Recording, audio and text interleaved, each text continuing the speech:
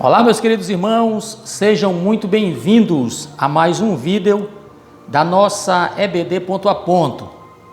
Neste primeiro bloco, trataremos sobre o primeiro ponto da nossa lição de número 5, que tem como título o casamento de Ruth e Boaz, a remissão da família. Textuário: agora, pois, minha filha, não temas, tudo quanto disseste te farei, pois toda a cidade do meu povo sabe que és mulher virtuosa. Ruth, capítulo 3, versículo 11. Verdade prática: uma mulher virtuosa tem um valor incalculável por seu caráter, sua disposição de servir a Deus e a família. Observe que no textuário você já percebe que Boaz já sabia da reputação de Ruth, e não somente Boaz, mas também toda a cidade. Veja como é importante você ter um testemunho agradável, até porque todos sabem a sua conduta.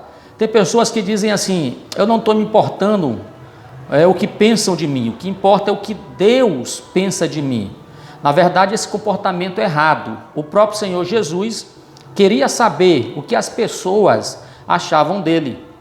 Ele reuniu os seus discípulos e perguntou a eles: o que estão dizendo que eu sou? O que dizem as pessoas que eu sou? E muitos diziam que ele era João Batista, Elias ou um dos profetas. E o próprio Senhor Jesus pergunta aos seus discípulos: e vocês? O que eu sou para vocês? E Pedro então toma a palavra e diz que ele era o Cristo, o Filho do Deus vivo. Então observe que Jesus estava preocupado não só com o que os que estavam lá fora pensavam dele, como também o que a igreja, os seus discípulos, achavam dele. Então isso é muito importante. Eu quero começar falando sobre isso, para nós tomarmos conhecimento disso, nota disso, de que é importante o nosso comportamento, é importante a nossa conduta. Eu li de um autor que diz o seguinte, que a nossa conduta durante a semana, ela não pode desfazer ou atrapalhar o nosso sermão de domingo à noite. Para você ver como a conduta é importante, o testemunho é importante. A Bíblia diz que o profeta Eliseu passava próximo à casa daquela mulher rica, daquela sunamita, e ela observava o profeta, porque ele parava lá para comer.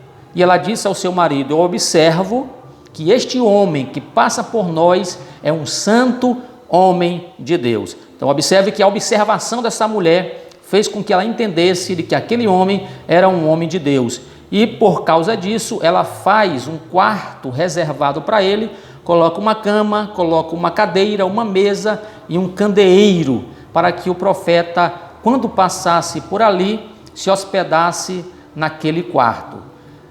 Nós também lemos sobre a verdade prática.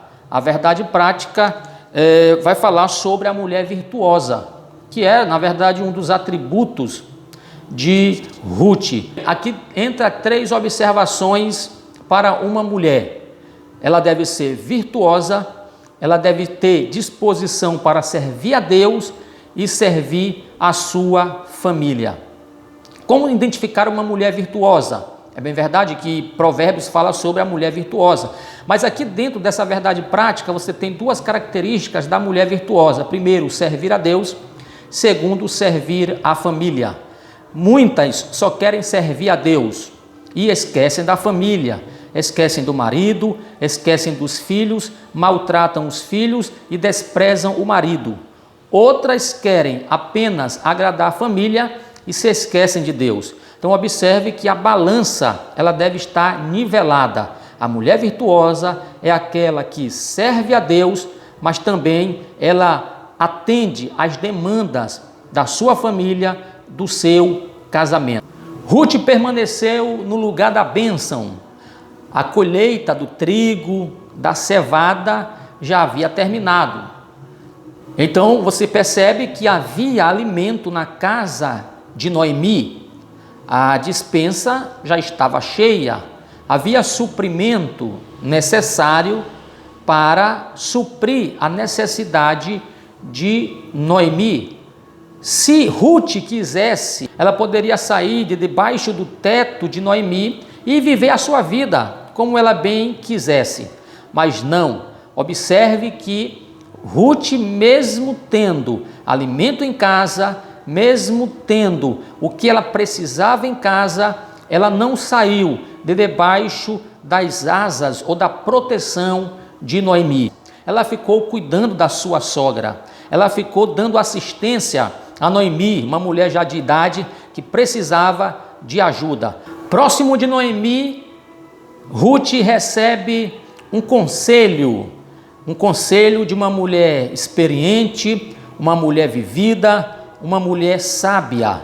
Noemi aconselha Ruth o que ela deveria fazer. Eu li um autor que diz que todo homem deve ter 3 indivíduos na sua vida: um Paulo, um Barnabé e um Timóteo. Um Paulo é uma pessoa mais velha, uma pessoa experiente, sábia, que vem ali mentorear nos seus sonhos e naquilo que você pensa ou projeta para o futuro. Barnabé é alguém do mesmo nível, da mesma idade, uma alma semelhante a você, com quem você pode contar os teus sonhos e também a quem você possa prestar contas. E Timóteo, uma pessoa mais nova, a quem você possa orientar, mentorear, dar instruções. Diante desta lição, deste ensino, eu pergunto aos jovens, aos irmãos, às irmãs: quem são os teus mentores? Quem são os teus conselheiros? Quem lhe orienta? Quem lhe aconselha? Em quem você busca conselho ou orientação? A Bíblia está repleta de histórias que mostram pessoas que foram buscar informações em lugares errados. Por exemplo, Roboão, em vez de acatar o conselho dos anciãos, dos homens mais sábios, os conselheiros de seu pai Salomão, ele foi tomar conselho com os jovens. E você sabe que os conselhos que os jovens deram a Roboão fez com que o reino se dividisse e Israel nunca mais se uniu, nunca mais se tornou um reino só, por causa de um homem que ouviu conselheiros errados, que ouviu ou que teve decisões erradas por causa de um mentoreamento errado. A Bíblia diz que Anon ouviu Jonadab.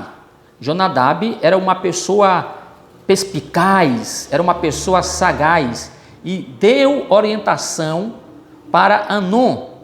E Anon, ouvindo a orientação desse homem cruel, fez com que a sua irmã Tamar preparasse para ele alimento e ele a levou para a sua câmara, para o seu quarto e deitou com ela, cometendo um grande pecado em Israel. Tudo isso porque Anon ouviu os conselhos de Jonadab.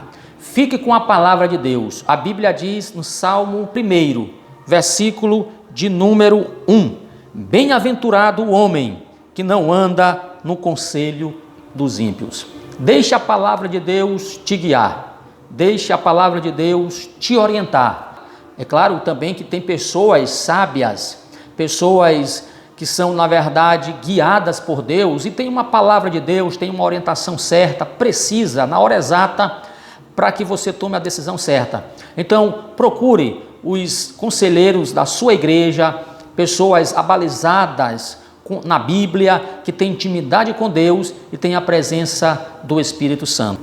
Ruth ouve Noemi e agora ela vai se preparar para o encontro romântico. O primeiro encontro de Ruth com Boaz foi, na verdade, no mundo corporativo. Foi lá nos campos, no trabalho. Ruth não estava preparada para um encontro romântico. Agora, após ouvir os conselhos de Noemi, Ruth se prepara, usa a melhor roupa, se perfuma e vai ao encontro de Boaz. Ruth vai usar o poder feminino. Ruth vai usar aquilo que nós chamamos de valor inestimável da mulher. Ela vai usar aquilo que Deus havia lhe dado. Ela vai fazer uso disso. Ela se prepara. Ela poderia muito bem passar os dias orando para que Deus tocasse no coração de Boaz e fosse até a casa dela. Mas não, ela tomou atitude, se preparou, tomou banho, se perfumou, se arrumou e foi ao encontro de Boaz. As irmãs que querem se casar, elas devem ter atitudes.